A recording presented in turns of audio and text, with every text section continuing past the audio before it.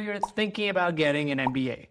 Most people talk about it like it's this golden ticket where you can expect this perfect six-figure job and this LinkedIn flex that you can't wait to show off to everybody.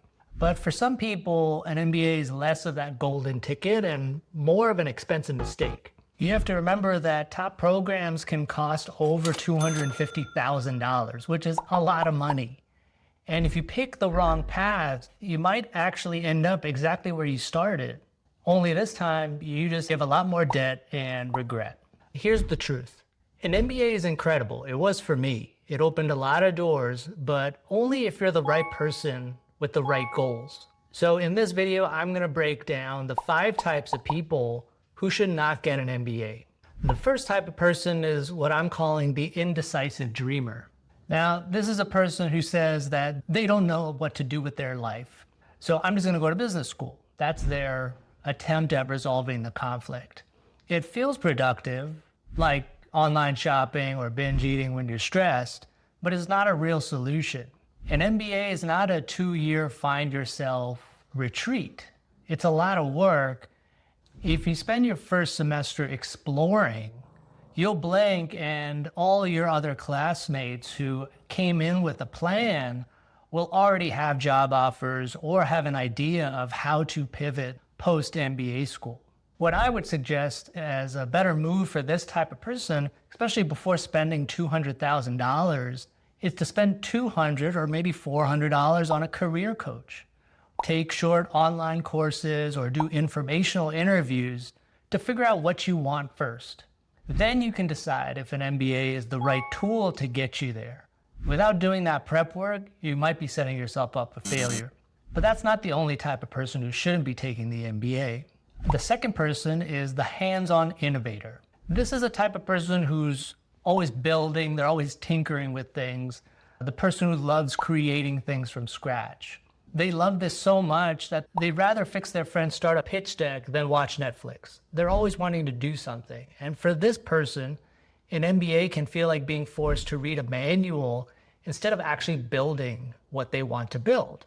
Now, don't get me wrong, business school is great for startup mentality and it can teach you how to run a 1,000-person company, but it may not be the best resource for this type of person who always wants to get their hands dirty. For this reason, the opportunity cost is massive. It's not just the tuition this person is paying, it's the 2 years they could have spent actually building their business. The lessons you'll learn from the trial by fire experience of building a startup or running your own company are far more valuable to this person. If you have a great idea, just start. There are many resources you can use outside of an MBA. For example, you can join an incubator or an accelerator program for guidance, but don't put your dream on hold for a degree that might just slow you down. You have to weigh the pros and cons of this. The third type of person I'm thinking that should not get an MBA is the lone wolf specialist. Now think of this person as the brilliant engineer or data scientist or designer who dreams in code, spreadsheets, and color palettes. They're very invested in their craft and want to very much zone in on that aspect of their life. MBA programs focus on leadership, networking, kind of general management principles. The translation is that this means lots of group work, lots of talking, lots of collaboration. For this person, what I would say is that in many specialized fields, an advanced technical degree like a master's in data science or a certification like the CFA is far more valuable than the general MBA. Again, it gets back to where do you want to go with the education. If you want to keep further investing in your craft, then these specialized degrees may be the way to go. The solution is to double down on your expertise. Look for specialized master's programs or advanced accreditations or certifications. They're usually cheaper and faster and much more aligned with your ultimate career goals. The fourth type of person who shouldn't pursue an MBA is probably the impatient ROI. This person sees the headlines, right? The MBA grads double their salary and thinks the MBA is a guaranteed investment like a blue chip stock. But let's take a deeper look and actually look at the hard math of it all. Like I said earlier, a top MBA program could cost over $250,000. But the biggest hidden expense is the opportunity cost. The 2 years of salary you're going to give up by pursuing the MBA. Now, if you're a high earner, your total investment is suddenly pushing $500,000 when you think about the opportunity cost plus the cost of tuition. And the return is anything but guaranteed. The value of an MBA depends on the school's rank, the economy when you graduate, and your ability to land an elite job. If you don't get into a top 25 program, the financial case gets much weaker, or at least a lot harder to rationalize the investment. Even from a great school, the payback period is typically 2 to 5 years.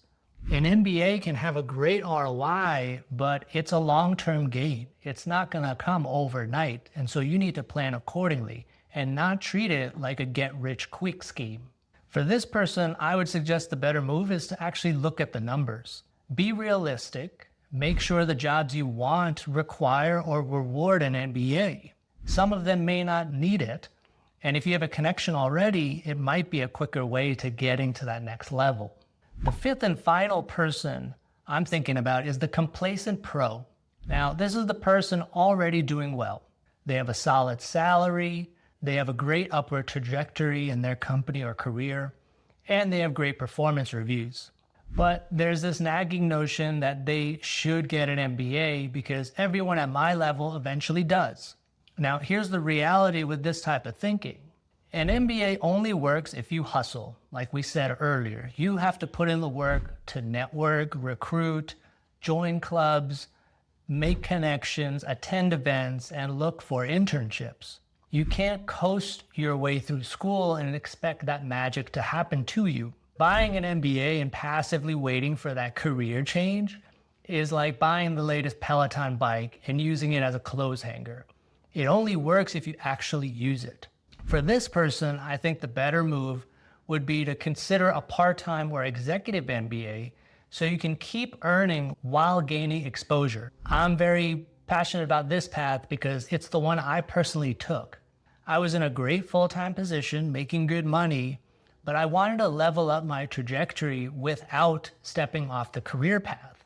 That's why I earned my executive MBA from Cornell University. The experience helped me access a whole new network that I was able to leverage for a career pivot. So those are my 5 type of people who should maybe not consider the MBA program for their next step.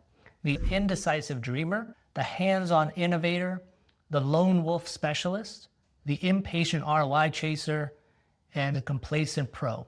Now, let me just say clearly here that this isn't about discouraging you. It's about saving you from a 6-figure mistake and encouraging you to look at your own situation and run the pros and cons. Do the math for yourself.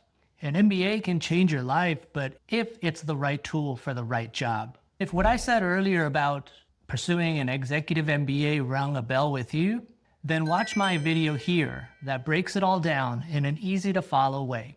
The differences between a full-time MBA and an executive MBA. I'll see you in the next video.